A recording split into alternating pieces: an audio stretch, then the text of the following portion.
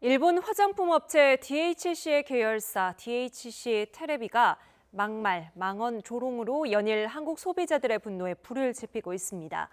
국내 퇴출 운동에 직격탄을 맞은 DHC 코리아가 사과문을 냈지만 본사의 조치가 나온다 하더라도 이미 너무 늦은 게 아닌가 싶네요. 광복절을 이틀 앞둔 오늘 문재인 대통령은 가짜뉴스 대응을 주문했습니다. 나이트 포커스 김근식 경남대 교수 최영일 시사평론가 나오셨습니다. 안녕하세요. 안녕하세요. 안녕하세요. 네, 주제어 영상 먼저 보겠습니다. 他の国は熱しやすく冷めやすい国ですからね、あんまりこれに対して同じ土俵に乗ってね、日本がワイワイ言うんじゃなくて、もう静かに見てると。日本人がハングルを統一して、この文字はこれにしましょう、これはこれにしましょう、日本人がハングルを統一して、今のハングルです。1951年から韓国は竹島を勝手に自分のものにすると、じゃあ竹島を取り返しに行くために韓国と争ったかというと全然争ってないですね、口で言うだけですよね、今に至るまで、いわゆる慰安婦のことであれ、あるいは大暴行のことであれ、レーダー照射であれ、日本側から何か争いを仕掛けたという事実は一度もないので、 어딜 감히 끊어진 입이라고 함부로 그런 이야기를. 공노명 전 외무부 장관, 대표적인 일본통이고 문재인 정권에 대하여 정말 이해할 수 없다. 자작극처럼 보인다. 의미심장하게 느껴집니다. 이는 일본 구국파조차도 상상 못했던 억지와 막말의 종결입니다. 토착 왜구가 되고 싶습니까? 자유한국당 최고위원회가 고작 울베 게시판은 아니지 않습니까? 근거 없는 가짜뉴스나 허위정보 그리고 과장된 전망으로 시장의 불안감을 키우는 것을 경계해야 합니다.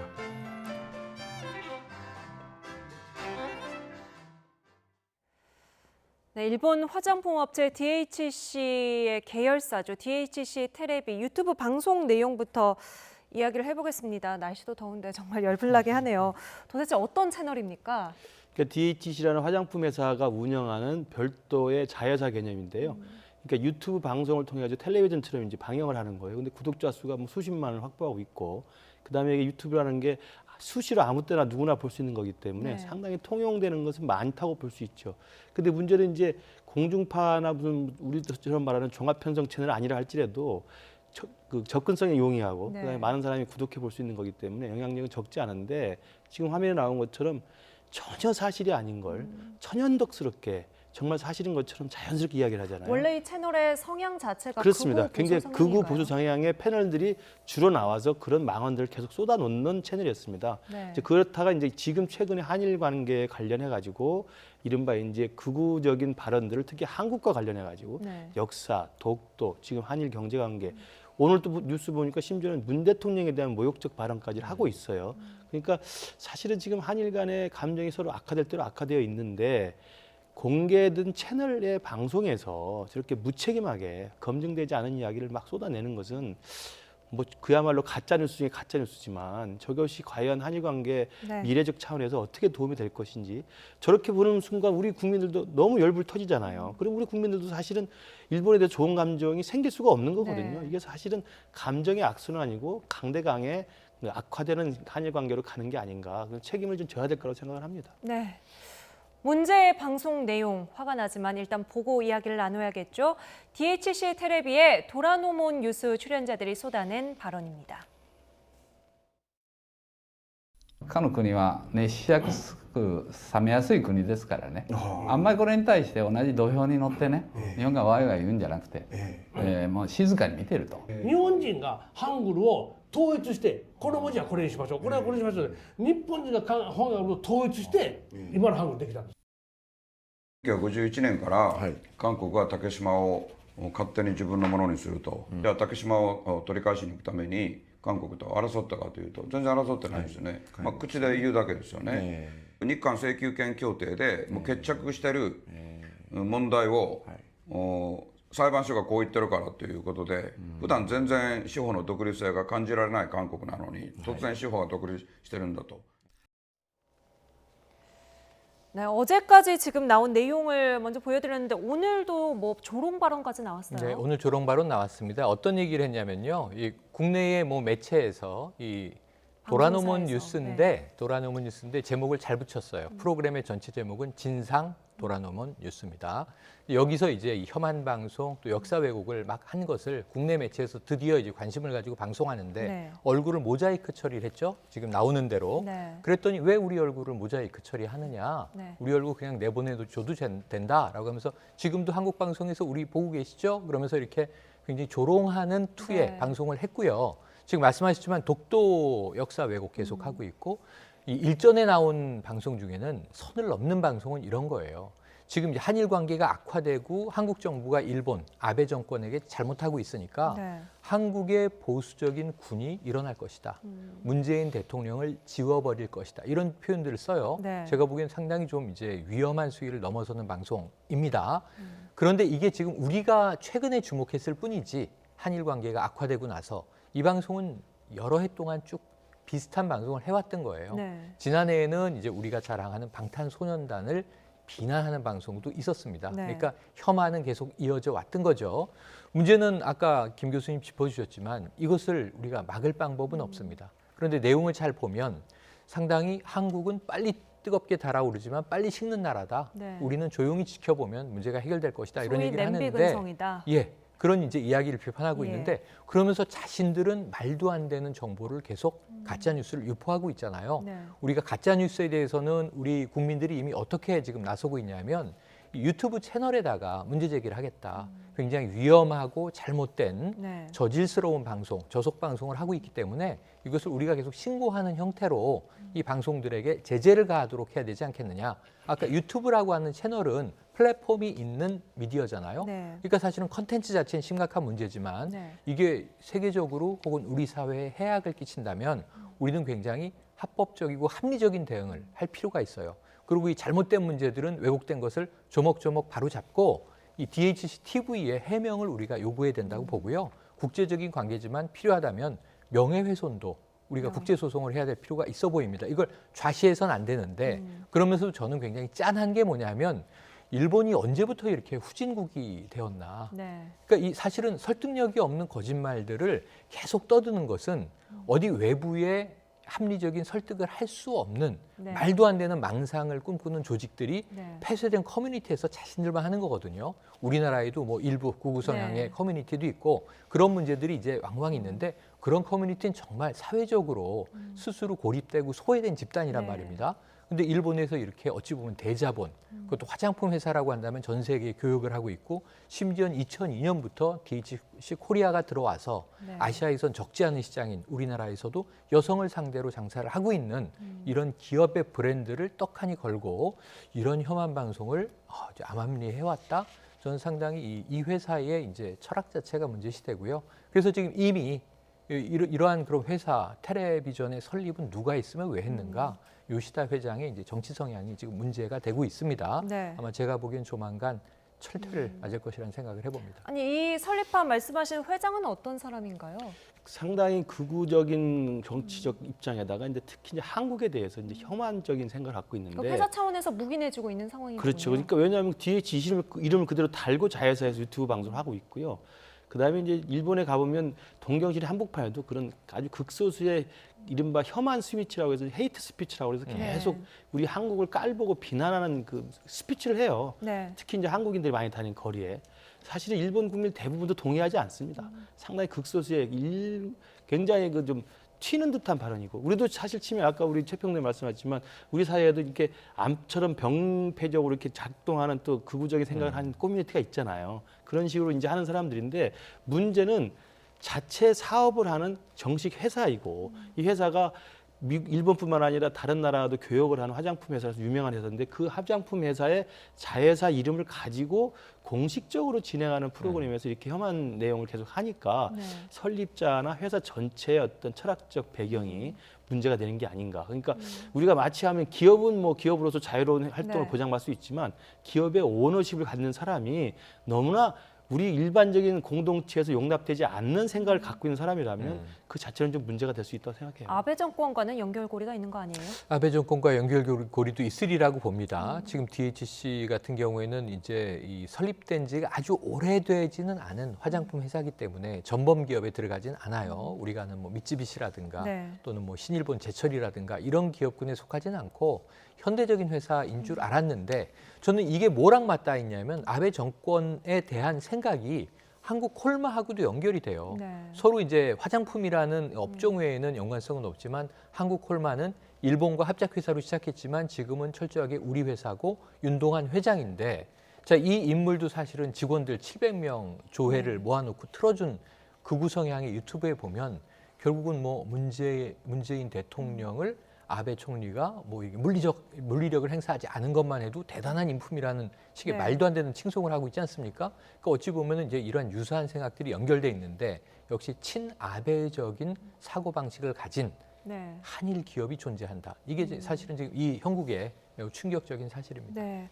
어떤 사람들이 나와서 말을 하나 봤더니 뭐 대표적인 혐한 작가들, 극우 저널리스트, 또 집권 여당의 의원까지 나왔습니다. 이 아오야마 의원이 자민당 의원인데 그렇습니다. 이 독도 망언의 뭐 근거 같은 거는 어디서 나온 거예요? 그러니까 사실은 그냥 그 극우적인 또 혐한 생각을 갖고 있는 소수의 어떤 극단적 생각을 하는 저널리스트나 미디어 전문가가 나와서 하는 거 그렇다 치더라도 네. 사실 현직의 자민당 국회의원을 하고 있는 사람이 저게 나와가지고 계속적인 망언을 하고 있거든요. 근데 그 사람은 사실은 비단 이번뿐만이 아닙니다. 과거에도 독도 관련된 망언을 계속 했던 사람인데 네. 아오야마 시게야마 하루라는 이 자민당 의원인데 사실은 자민당 내에서 그 국회의원으로서의 존재감이 그렇게 크진 않습니다. 그러나 이제 한국에 대해서는 유독 특히 독도 문제 등을 해가지고 상당히 극우적 발언들을 일관되게 해오고 있는 사람이에요. 그러니까 네. 아마 그걸로 자기의 상품 가치를 좀 브랜드하는 것 같고요. 나름대로는 뭐 안보 전문가 뭐 이런 식의 자기 주장을 하고 있습니다만 가장 우리가 우려할 것은 국내에서 국민들한테 선택을 받은 자민당 국회의원이란 말이죠. 그러니까 그런 의원 신분에서 현직 신분에서 저런 이야기를 하니까 과연 일본 내에서 우리 한국을 바라보는 정치적 시선이 얼마나 왜곡될 수 있는가 네. 이런 것들 좀 걱정하지 않을 수가 없습니다. 근데 이 아오야마 의원의 문제의 발언과 아주 비슷한 네. 맥락의 발언을 지금 논란이 되고 있는 반일 종족주의 책, 이 네. 책에도 등장을 해요. 이 책의 저자 이영훈 교수, 서울대 명예교수라고 처음에는 알려졌지만 네. 서울대는 이 서울대 명예교수는 명예교수가 아니다라고 네. 이제 확인을 한 상황이고요. 어쨌든 이영훈 교수가 쓴 책에 나오는 한 대목 지금 나오고 있죠. 미 국무부가 51년 8월 우리 정부에 한국은 이전에는 결코 독도에 대한 권리를 주장하지 않았지 않느냐. 이게 아주 등골이 뭐 서늘할 정도로 정확한 대답이다. 이게 아까 얘기한 아오야마 의원, 자민당 의원의 얘기와 아주 일맥상통하거든요. 네. 그러니까 사실은 느닷없이 우리가 51년부터 독도에 대한 권리를 주장했다. 그 전까지는 일본 땅이었다라는 맥락을 같이 깔고 있어요. 그러니까 이게 일본 극우 성향의 어떤 하나의 근대 사상 안에 정립돼 있는 지금 아베 정권이 하나의 근거로 가지고 네.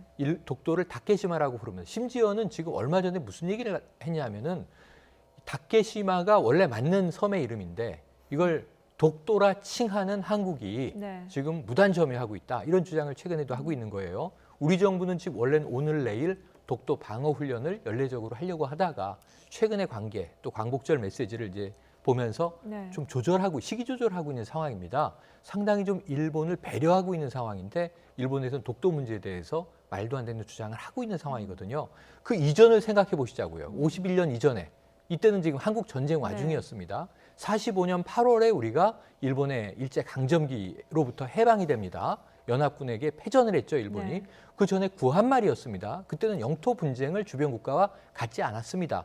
그래서 우리가 이제 외교적인 이 자력으로 국토 방어를 해야 되는구나라고 인식하는 시점부터 독도는 우리 땅이라고 주장을 한 거고 네. 여기와 관련된 영상이 최근에 또 발굴돼서 예. 공개되기도 했어요. 그럼 이 역사적인 근거들이 다 마련되어 있는 것인데 그 이전엔 왜 주장하지 않았느냐? 당연히 우리 땅이었으니까 주장을 안 했던 네. 것이죠. 근데 여기에 대해서 지금 말도 안 되는 근거들을 오히려 역해석을 해놓으면서 논리적으로 역해석을 하면서 마치 이전에는 일본의 영토였던 듯 주장을 하는 국내와 일본에는 현역 정치인, 국내에는 소위 학자가 있다는 것에 대해서 정말 부끄러움을 이제 금치 못할 상황이고요. 이것은 우리가 이 역사적인 팩트로 분명히 바로잡아야 될 것 같습니다. 네. 이번 뭐 논란 때문에 어떤 브랜드가 일본 제품인지 헷갈리시는 분들도 DHC만큼은 완전히 네. 각인이 됐을 것 같습니다. 오늘 DHC 코리아 측에서 사과문을 게재했습니다. 직접 한 거는 게재를 한 거죠, 온라인상으로? 사실 이것도 조금 이해가 잘 되지 않아요. 그러니까 DHC 일본 본사의 자회사인 유튜브 방송에서 한 건데 지금 DH의 한국에서 영업을 하는 DH 코리아가 사과문을 냈단 말이에요. 사과문 내용도 보면 우리는 그 내용에 동의하지 않습니다. 네. 우리도 뭐 정정을 요구했습니다. 이런 내용이에요. 그러니까 사실은 DHC 코리아가 한 잘못도 아니고 엄히 보면, 그리고 DHC 코리아가 내놓은 사과문도 DHC 일본 본사에서 한 그 유튜브 방송의 내용들도 우리는 그 무관하다는 이야기를 하고 있기 때문에 정식의 사과문은 또 아닌 것이죠. 물론 이제 한국에서 영업을 하기 때문에 당장 그렇죠. 우리 국민인 그렇습니다. 임직원들이 당장 발등에 불을 꺼야 되기 때문에 DHC 코리아 입장에서 한 거지만 굉장히 가상해 보이고 그렇게 합니다만 이것은 굉장히 불충분하죠. 그러니까 DHC 본사에서 특히 DHC 그 TV를 운영하고 있는 그 주최 측에서 사실상 본심 어린, 진정 어린 사과를 해야만 우리 국민들도 소비자들도 화가 풀릴 것인데 지금은 사실은 지난주에 이 언론에 보도가 된 다음에 우리 국민들이 굉장히 화가 났을 때 그때 그쪽에서 한 건 대응이라는 것은 일절 사과 없이 댓글 달지 못하도록 폐쇄한 거 말고는 없었잖아요. 그러니까 사실 어떻게 보면 떠들어라 우리는 안 듣겠다라고 문을 닫아버린 거거든요. 그래놓고 사과는 없었고 지금 생뚱맞게 외쳐지라서 DH 코리아가 우리는 그 내용에 동의하지 않습니다 정도의 지금 사실은 사과 아닌 사과를 하고 있단 말이에요. 그러니까 그것도 굉장히 저희도 좀 불쾌하고 정도를 벗어난 거 아닌가. 저는 지금이라도 우리 국민들의 이렇게 올바른 어떤 문제 제기에 대해서 분노에 대해서는 DHC 본사 측에서는 정중하고 엄중하게 사과를 해야 할 거라고 생각합니다. 네, 이거 불매운동은 사그라들 것 같지 않고 한국 법인에서 일하는 임직원들만 답답한 상황인 것 같네요. 한일 갈등에 대한 정치권의 이야기 좀 들어보겠습니다. 정치권 분석은 다양할 수 있겠습니다만 자유한국당 정미경 최고위원은 어제 문재인 정권의 자작극처럼 보인다 이런 주장을 인용했죠. 정치권 논란으로 번지고 있습니다. 오늘 나온 여야 반응까지 이어서 들어보시죠. 문재인 정권에 대하여 정말 이해할 수 없다. 자작극처럼 보인다. 일본이 갑작스럽게 이렇게 나오는 것이 아니다. 이런 말씀을 계속하고 계십니다. 일본에서 결국에는 화이트 리스트에서 배제시킬 거라는 거 이미 알고 있었다는 거 드러나지 않습니까? 그러면 이 원로의 말씀, 자작극처럼 보인다는 이 원로의 말씀이 의미심장하게 느껴집니다. 이는 일본 극우파조차도 상상 못했던 억지와 막말의 종결입니다. 우리 국민들도 의미심장하게 받아들일 것이라고 생각합니다. 끊임없는 망언 릴레이는 자유한국당 전현직 지도부들의 역사인식을 국민 앞에 낱낱이 보여주고 있습니다. 진정 토착 왜구가 되고 싶습니까? 정미경 최고위원의 자작극 발언은 경계에 있는 것 같습니다. 발언에 좀 더 신중하라고 주문할 수는 있지만 더불어민주당이 내놓은 비난도 동의하기는 어렵습니다. 정 최고위원이 향후에는 부디 가벼운 입은 좀 누르고 좀 더 진중한 논리로 문재인 정부의 모순을 드러내는 날카로움을 보여줄 수 있기를 바랍니다. 네, 정미경 최고위원의 발언, 일단 이 발언의 소위라든지 의도에 대해서 두 분 평가부터 들어보죠. 저는 우선은 뭐 민주당은 여당이니까 이게 문재인 정부의 자작극이다. 정부에 대한 비판이고 대통령에 대한 공격이죠. 사실은 지금 일본이 저지른 일에 대해서 우리 정부는 이 공세는 일본이 했고 침략 전쟁은 지금 이 21세기 경제 보복도 일본이 시작을 했고 그게 이제 강제징용 노동자 배상 판결에 대한 문제 때문이 아니냐 지적했더니 그거 아니라고 했습니다. 그러니까 역사 문제로 경제 보복을 하는 게 옳으냐 그거 아니라고 했습니다. 안보 논리를 내세우다가 그것도 아니라고 했습니다. 뭔가 수출 관리상의 부적절한 문제 때문이라고 아직도 모호하게 아베 정부는 명분을 못 내세우면서 우리를 먼저 공습을 한 거예요. 우리는 이게 WTO의 이 자유공정무역에 어긋난다고 항의를 하는 상황이에요.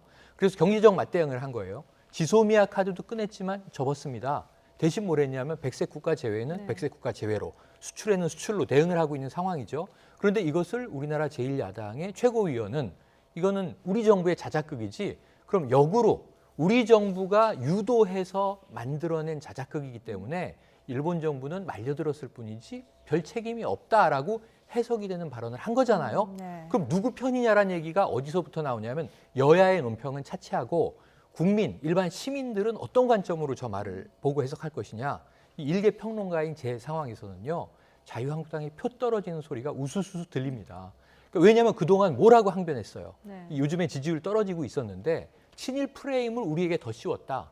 그래서 지금 이 시민들이 SNS에서 하고 있는 말은 이게 셀프 친일 프레임이네. 친일 프레임을 갖다가 뒤집어 쓰고 있네. 네. 벗어나려고 노력해야 될 상황인데 우린 친일이라고 왜 자꾸 커밍아웃을 하느냐라고 지금 질타하는 게 시민들의 목소리거든요. 네. 여기에 대해서 자유한국당이 답해야 될 때 아닌가 싶습니다. 네. 저는 이제 이 발단이 된 게 지난 주말에 한 일간지에서의 공노면 전 외무부 장관의 인터뷰 내용이에요. 네네. 이제 굉장히 일본 대사도 했었고 일본 통이죠. 근데 저도 그 내용 읽어봤는데 공노면 대사가 세게 인터뷰를 했어요. 그래서 자작극 같다는 생각이 든다라는 그 워딩이 분명히 있습니다. 네. 그 내용의 전반적인 컨텍스트는 뭐였냐면 지난해 10월에 이 대법원 강제징용 판결이 최종 확정됐을 때 된 다음에 이낙연 총리 주재로 자기도 갔었는데 전문가들 모아서 회의한 적이 있다. 네. 가서 그 이후에 향후 일본의 대응에 대해서 이야기를 했고 일본 이러이러한 가능성으로 나올 가능성이 있으니까 대처를 해야 된다. 그때부터 이미 1+1 기업들이 내는 거 우리 정부가 내주는 거 다양한 알치 얘기했다는 거예요. 그런데 그 부분에 대한 준비가 없었다 보니까 지금 아베 정권이 저렇게 무도하게 나왔을 때 우리가 굉장히 당황하지 않았느냐라는 이야기를 하면서 그래서 전혀 준비가 없었던 게 이해되지 않는다. 이게 자작극 같다는 생각이 든다는 정도의 이제 워딩을 한 겁니다. 네. 그러니까 전반적인 맥락은 제가 이해하기로는 우리 정부가 충분히 예상되는 일본의 공격임에도 불구하고 대응을 못했다는 비판을 한 겁니다. 손을 놓고 있었다. 그렇습니다. 정도. 근데 자작극이라는 표현 자체는 저도 동의하지 않습니다. 예. 근데 그걸 이제 정미경 최고위원이 공개적인 자리에서 또 그냥 그대로 읽었죠. 네. 읽으면서 이걸 인용하는 것 자체는 지금 정미경 최고위원이 계속 지금 구설에 오르는 계속 수법인데 지난번에도 세월호 화적 가지고 예. 이긴 문 대통령도 댓글을 읽으면서 맞아요. 인용한 거예요. 비슷한 게 사실은 또 지난번 나경원 원내대표가 원내대표 교섭단체 연설에서도 김정은 수석 대변인도 외신에서 보도한 내용을 인용하면서 문제가 된 거 네. 아닙니까? 그러니까 자신이 한 말은 아니기 때문에 빠져나갈 수는 있는데 인용이 좀 과했다는 비판은 좀 면키 어렵고요. 또 하나 정미경 최고위원이 그 뒤에 했던 말 인용은 할 수 있다고 생각합니다. 네. 인용도 부적절하지만 그 뒤에 의미심장하게 들린다. 이거 이제 국민들한테는 납득이 잘 안 되는 거죠. 그러니까 네. 아까 제가 말씀드린 그 공노명 전 장관의 인터뷰의 맥락을 보면 충분히 정부를 비판하는 내용이 있습니다. 그러니까 예상되는 그 일본의 공세에 대해서 왜 대응을 미리 준비하지 못했느냐 네네. 이것을 대해서 비판을 하는 것인데 이걸 자작극이라는 표현을 했을 때 과연 제1야당의 공당의 대표는 아니지만 최고위원이고 공개적인 자리에서 그런 것들 굳이 동의하는 듯한 발언을 할 필요가 있었는가 이런 부분에 조금 아쉬움이 있습니다. 그러나 전반적인 맥락은 정부 대응이 미흡했다 이런 걸 비판하는 것은 저는 의미가 있다고 봅니다. 예. 어제 오늘 문재인 대통령을 원색적으로 비난한 사람이 한 사람 더 있습니다. 한국당의 홍준표 전 대표인데요. 방송에서 적절한 표현은 아닙니다만 쪼다라는 표현을 썼어요.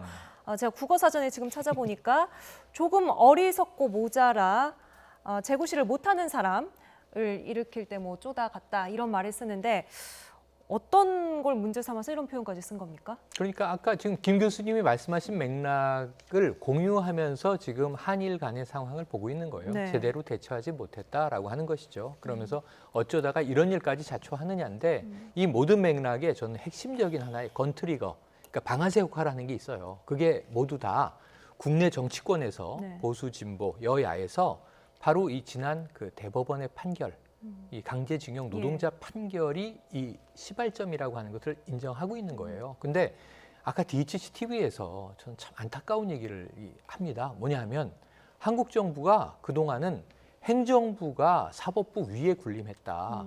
사법부, 네. 이게 대법원이라고 하는 것은 그냥 대통령이 휘두르는 것에 불과했는데 언제부터 삼권 분립을 대한민국이 했다고 네. 지금 와서 사법권은 독립적인 기구고 거기서 판결했기 때문에 정부가 나서서 결과를 바꿀 수 없다고 이야기하느냐는 이야기를 해요. 그러니까 이런 이야기를 들으면서 우리의 국가 체제라고 하는 것을 일본이 어떻게 보고 있는지를 우리가 정말 깜짝깜짝 놀라고 경각해야 될 대목인데 사실은 그 대목에 있어서는 제가 보기에는 아까 정미경 최고위원이나 네. 또는 자유한국당의 지도부나 또는 어쩌면은 홍준표 전 대표도 유사한 의식을 공유하고 있는 것은 아닌가 하는 생각을 하게 되는 대목입니다. 그 홍준표 대표의 쪼다 발언은 이제 한일 관계에 대한 비판도 있지만 구체적인 그 그 구체적으로 지목한 것은 최근에 이제 트럼프 대통령과 김정은 사이의 네. 밀월 관계입니다. 그러니까 지금 뭐 진행되고 있지만 한일 관계뿐만 아니라 이제 한반도 안보가 위기 상황인데 김정은은 계속 우리 한국을 향해서 미사일을 쏘고 날리는데 그러면서 문 대통령을 굉장히 비난하고 있잖아요. 네. 그것도 굉장히 모욕적인 언사로 비난하고 있습니다. 심지어는 겁먹은 개라는 표현까지 쓰고 있는데 우리 대통령은 말 한마디 공식적으로 하지 않고 있는 상황이고 그리고 오히려 트럼프한테는 사랑스러운 친서를 보내고 트럼프도 자랑스럽게 친서를 사랑스럽게 받았다고 이야기하고 근데 미사일을 쏘는데 쏘는 게 기분 나쁘긴 하지만 나한테는 별 문제가 없다. 우리한테 네. 쏘는 게 아니다. 그럼 매번 하는 일이다. 그리고 트럼프 입장에서 미사일이 쏘고 난 데는 다시 대화를 하기로 했다. 그리고 한미훈련 때문에 쏘는 건데 나도 그 한미훈련 돈 많이 들어서 싫다. 이런 이야기를 하고 있는 거예요. 그러니까 한미동맹을 우리가 한 70년 해왔던 우리 국민 입장에서는 트럼프 대통령의 발언이 도대체 뭘 이야기하는지 이해가 안 될 정도이고 네. 김정은은 그걸 믿고 우리한테는 그냥 대놓고 사실은 모욕을 하고 있는 거거든요. 그 상황에 대해서 우리 정부가 한마디도 못하니까 쪼다라는 표현을 쓴 겁니다. 그러니까 네. 쪼다라는 표현이 국어사전에 나오긴 합니다만 정치인이 쓸 표현은 아니죠. 예. 방송 용어도 아닙니다. 방송용으로도 예. 할 표현이 아닙니다만 그러나 그 내용에 갖고 네. 있는 문맥상의 의미는 지금 트럼프의 저 수수방관 태세와 김정은의 저 오만방자한 태도에 대해서 우리 정부가 한마디를 못하니까 그런 표현을 쓴 것 같습니다. 예. 문재인 대통령의 오늘 메시지 들어보죠. 이 야권 일각의 원색적 비난에 대응한 건 아니고요. 나라 안팎으로 복잡한 상황에서 가짜뉴스 경계령을 내렸습니다. 세계적인 신용평가 기관들의 일치된 평가가 보여주듯이 우리 경제의 기초 체력은 튼튼합니다. 근거 없는 가짜뉴스나 허위정보 그리고 과장된 전망으로 시장의 불안감을 키우는 것을 경계해야 합니다. 올바른 진단이 아닐 뿐만 아니라 오히려 우리 경제에 해를 끼치는 일입니다. 문재인 대통령이 지목한 가짜뉴스는 구체적으로 뭐였을까요? 그러니까 지금 일본발 일단 수출 통제 조치죠. 그다음에 그것이 이제 경제 보복으로 들어오는데 그게 우리 한국 기업한테 상당히 좀 위험스럽다는 불안감을 갖고 있잖아요. 근데 그 불안감에 대해서 구체적으로 드러난 것은 아직 없습니다. 네. 그러니까 지난 7월 2일부터 시작한 반도체 소재 부품 3가지에 대한 통제를 하고 있는 것이고 그리고 이제 화이트리스트 배제한 다음부터는 이제 1,100개 이상의 부품들에 대한 규제가 들어가는데 네. 이로 인해서 이제 장기적으로 보면 우리 산업체에 상당히 많은 후유증이 있을 건데 지금 일각에서 특히 이제 정부를 비판하고 한일 관계가 이렇게 가서 안 된다고 비판하는 입장에서는 그러한 일본의 경제 보복 조치에 대해서 우리 경제가 굉장히 위기가 올 것이다. 네. 그러니까 일본의 경제 공습으로 인한 우리 한국 경제 위기 상황을 너무 과장되게 표현하는 여러 가지 한간에 돌아다니는 이야기들이 있습니다. 그거에 대해서 이제 너무 불안감을 조성한다는 의미에서 가짜 뉴스라고 이야기를 하고 있고 또 하나 대통령이 저는 잘 지적하고 있다고 보는데 너무 과장된 전망을 할 필요 없다. 네. 그러니까 그 전망도 큰일 났다. 우리 반도체가 폭삭 망하는 거 아니야? 반도체가 망하면 한국 수출이 망하고 수출이 망하면 경제가 곤두박질치는 거 아니야? 이런 연쇄적인 불안감을 갖고 있거든요. 네. 근데 아직 그 실현되지 않고 있습니다. 그다음에 정부가 나서 다양한 대책을 또 논의를 하고 있거든요. 그렇기 때문에 경제의 가장 큰 무서움은 경제적인 실체에 의해서 경제가 침체하는 게 아니라 사실 불확실성이 가장 무서운 거거든요. 네. 어떻게 될지 모르는 불안감. 그것에 대해서 아마 대통령이 제시를 한 것 같고 저는 더불어서 지나친 불안감들을 조장하는 것도 문제지만 또 여권 일각에서는 또 지나친 낙관을 펴는 경우도 네. 많아요. 또 여권에 또 북에 있는 저 지도부들이 일본이 패망할 것이다. 이 전쟁은 당연히 일본이 망하게 되어 있다. 몇 가지 수치를 들이대면서 이야기를 하는데 그것도 사실은 본질을 호도하는 거거든요. 그래서 지나치게 낙관적으로 보는 거나 지나치게 비관적으로 보는 거 좀 둘 다 가짜 뉴스로 대통령이 규정한 게 아닌가 싶습니다. 네, 상황을 냉철하게 봐야 된다는 메시지로 이해를 해보겠습니다. 이어서 다음 주제어 영상 보고 이야기 나눠보겠습니다.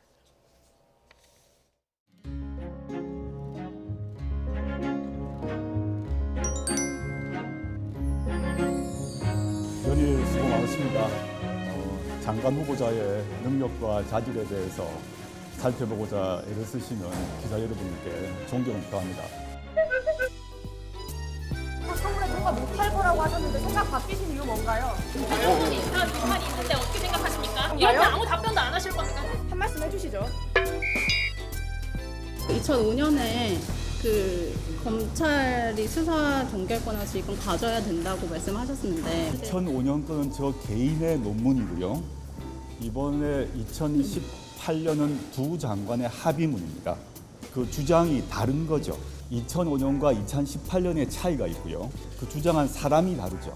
과거 산호맹 사건을 두고 장관으로서 이제 자격이 부족하다라는 이런 목소리가 나오고 있는데 할 말은 많습니다만은 인사청문회 때 충분히 답드리도록 하겠습니다. 제 개인 의견을 발표하는 게 중요한 게 아니고 그래서 안 된다고 보고 그만합시다.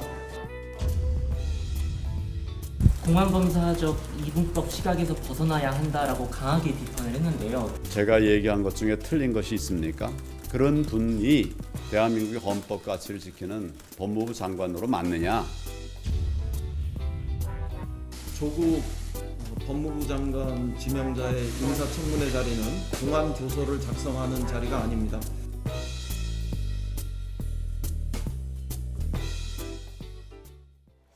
사실 어제는 뭐 극도로 말을 아끼는 모습이었는데 오늘은 확연히 달랐습니다. 네네.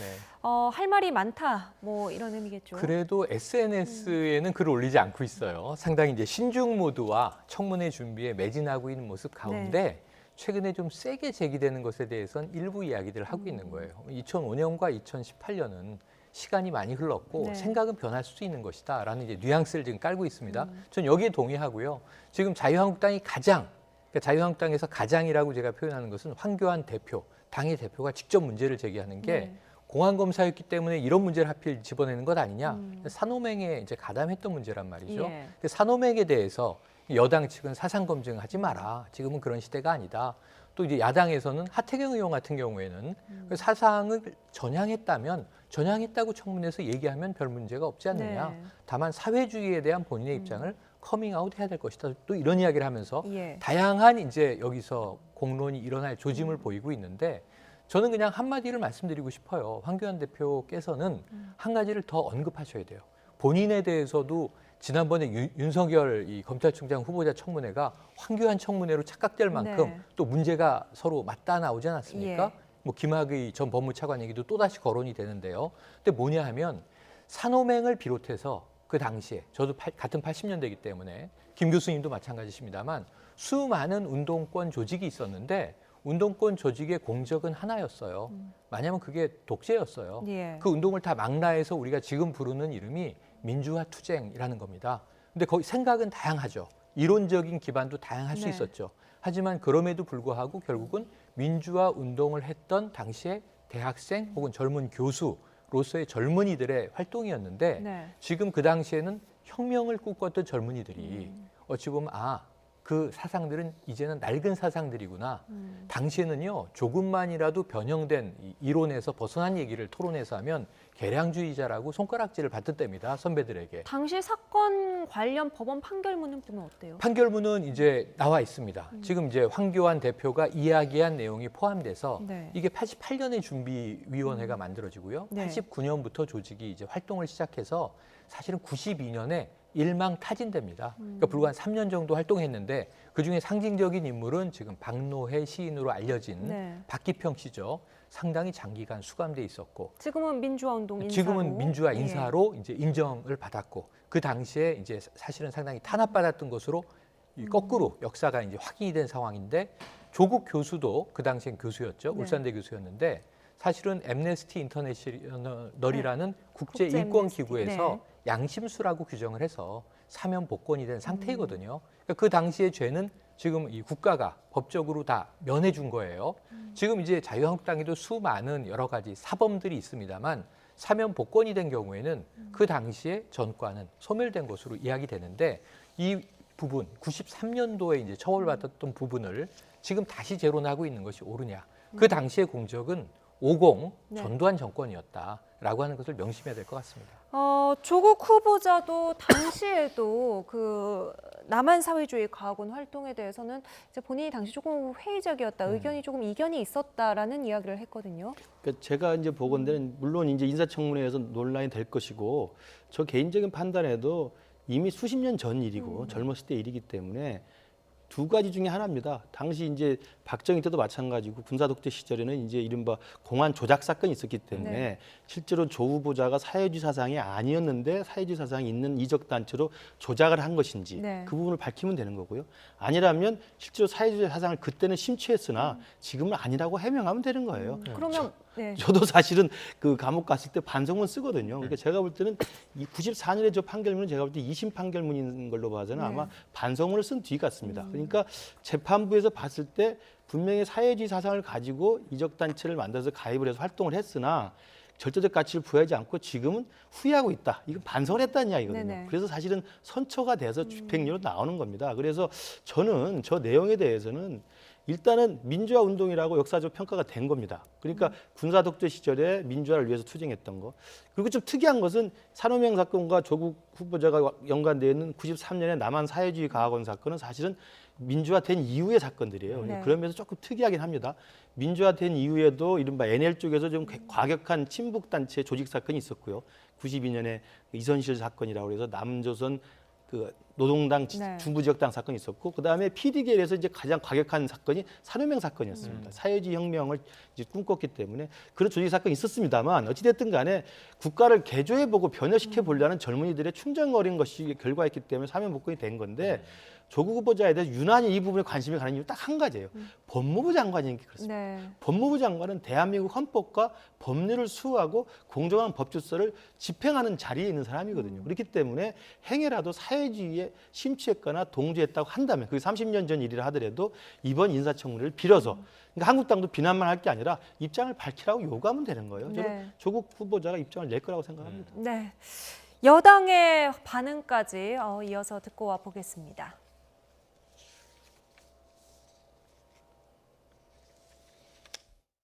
조국 법무부 장관 지명자의 인사청문회 자리는 공안 조서를 작성하는 자리가 아닙니다. 자유한국당은 벌써부터 정상적인 검증 대신에 몰 이성적 색깔론을 들이대고 장관 후보자들을 마치 척결해야 할 좌익 용공으로 몰아세우는 듯합니다. 공안 검사적 시각에서 특히 이분법적 시각에서 벗어나길 바랍니다. 제가 얘기한 것 중에 틀린 것이 있습니까? 법무부 장관은 헌법과 법을 지키겠다고 하는 확고한 신념뿐만 아니라 그에 맞는 처신과 행동을 해야 합니다. 그런 점에서 부적격하다는 판단 때문에 제가 말씀을 드린 겁니다. 네, 황교안 대표는 김 교수님 말씀하신 것처럼 법무부 장관이기 때문에 네, 더 네. 중요하다고 봤는데 민주당은 공안검사의 이분법적 시각이다. 저는 그렇게 생각합니다. 법적으로 전과가 없는 사람만이 법무부 장관이 될 수 있다. 특히 정치적인 이유에서. 그렇다면은 독재 부역했던 사람들은 다 법무부 장관 자격이 있는 거고요. 독재 저항을 해서 당시에 정치범, 양심수로 처벌받은 사람들은 법을 전공했고 법학자라 할지라도 법무부 장관의 자격이 없다는 거죠. 윤석열 이 후보 청문회 때 계속 나왔던 게 뭐냐면 왜 구술을 했는가. 이것도 80년대 50과 또 연관이 있었던 거예요. 예. 그 당시에 전두환에게 사형 판결을 대학교 모의 재판에서 했다는 이유로 계속 정권에 낙인 찍혀서 네. 고시에 합격할 수가 없었다는 거잖아요. 그러니까 1차 고시는 합격을 했는데 2차에서 떨어지고 이상한 일이 계속 벌어졌다는 거죠. 거기에 대해서 소상한 얘기는 청문회에서 없었습니다만 조국 후보자가 산호맹이라는 이름을 붙이니까 굉장히 무시무시해 보이지만 그때 운동권 조직치고 이름이 순했던 게 없습니다. 임종석 청와대 비서실장도 전대협 의장이었던 것 아닙니까? 당시에는 89년 그 서설포럼 때 이 북한에까지 학생 대표를 파견하는 일이 있었습니다. 자, 그런데 이 상황에서 이것을 민주화 투쟁으로 우리가 이해한다면 시민적 저항을 하다가 정권으로부터 탄압을 받아서 정과에 낙인이 찍혔단 말이에요. 판결문에서 아까 봤듯이 그때 내 젊은 혈기에 당시의 그 사상에 대해서는 잘못 생각했다. 지금은 더 성숙한 생각을 가지고 있다. 그리고 헌법 수호의 차원에서 누가 헌법을 수호한 것이고 아닌지를 황교안 대표하고 전 조국 후보하고 한번 청문회에서 함께 여야 의원들이 토론했으면 좋겠습니다. 네. 황교안 대표의 공격을 민주평화당 이제 탈당을 했죠. 이제 무소속이 됐죠. 무소속이 됐죠. 박지원 의원은 어떻게 보고 있을지 들어보시죠. 아마 황교안 대표가 조국 법무부 장관이 되면은 김학의 사건 등에 좀 문제가 있을 수도 있어요. 이것을 방어하기 위해서 그러한 얘기를 하는 것으로 저는 판단을 하고 있습니다. 제가 청문회 때 윤석열 총장에게 황교안 당시 법무장관을 수사할 것이냐. 그러니까 굉장히 곤란한 답변을 했기 때문에 그렇게 편치는 않을 거예요. 어떻게 됐든 야당 대표로서 조국 법무부 장관 후보자에 대해서 얘기할 수 있는 권한도 있지만은 네. 상당히 그러한 것도 본인도 잘 대비를 해야 될 것이다. 김학의 전 법무부 차관 관련해서 의혹을 방어하기 위해서 이런 이야기를 꺼냈다라는 예, 분석인데요. 그러니까 박지원 대표, 박지원 지금 무소속 의원 네. 무슨 정치 구단이라고 평가받습니다만 저는 조금 좀 안타까운 게 지금 탈당해서 무소속으로 나온 이유가 이제 호남을 기반으로 해서 대한정치연대를 만들겠다는 거 아닙니까? 야당다운 야당을 호남해하겠다는 건데 보시더니 저는 야당의 모습으로 보이지가 않아요. 그러니까 저 발언 내용을 보면 사실은 조국 청문회에서 조국 청문회를 옹호하는 민주당 인사들한테 어드바이스를 해주는 거거든요. 아, 황교안 대표가 이게 사상검증으로 나가면 김학의 사건으로 물을 타라는 거 아닙니까? 네. 그걸 넌지시 하고 있는 거예요. 이미 윤석열 검찰총장 후보 청문회 때도 박진원이 법사위원인데 윤석열 후보자를 적극 지지 옹호했었어요.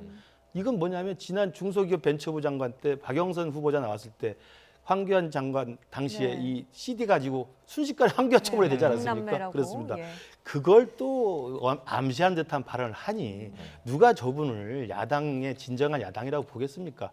저는 정신 차리게 바라고요. 아까 우리 최평론가님 말씀하신 내용에 조금 이의를 달면은 그러니까 독재 부역한 이 한국당 계열 사람들은 장관이 되면 안 되고 독재에 저항하는 운동권 출신 될 수 있다는 말씀이 맞을 수도 있으나 지금 법무장관 후보자로서 헌법질서와 법질서를 공정하게 수행하는 역할을 받는 국무위원으로서 이른바 조국 후보자한테 요구하는 것은 민주화운동을 했네 안 했네가 아니라 민주화운동 안에서도 사회주의를 꿈꿨던 세력이 분명히 있습니다. 네. 그건 본인도 알고 판결문이 알고 역사가 아는 거예요. 그러면 사회주의 혁명이라는 것은 우리가 이야기하는 것처럼 일제시대 때 광범위한 독립운동이 있습니다. 그러나 좌파 계열도 있고 우파 계열도 있죠. 지금 우리가 좌파 계열까지 다 독립운동자로 서원을 합니다. 그러나 단 조선민주주의인민공화국 북한 정권 탄생에 기여한 사람은 좌파 독립운동을 아무리 많이 했어도 우리가 뺍니다. 그런 거거든요. 그러니까 지금 대한민국은 분단 체제이고 자유민주주의 국가의 헌법적 질서가 자유민주적 기본 질서라는 게 있기 때문에 행여라도 사회주의 사상을 지금도 갖고 있거나 그때 그런 것을 갖고 있었다고 심취했다고 한다면 그분에 대한 명확한 해명은 하고 넘어가야 된다는 말을 하고 있는 거거든요. 그러니까 그것을 독재와 반독재 이분법으로 하는 건 제가 볼 때 좀 논리를 비껴한 거라고 생각합니다. 네. 뭐 다시 한번 반론을 듣고 싶지만 네. 오늘 라이트 포커스 시간이 끝나서 다음 주에 다시 한번 네. 두 분의 말씀을 들어보도록 하겠습니다. 지금까지 김근식 경남대 교수, 최영일 시사평론가와 함께했습니다. 두 분 오늘 말씀 감사합니다. 고맙습니다.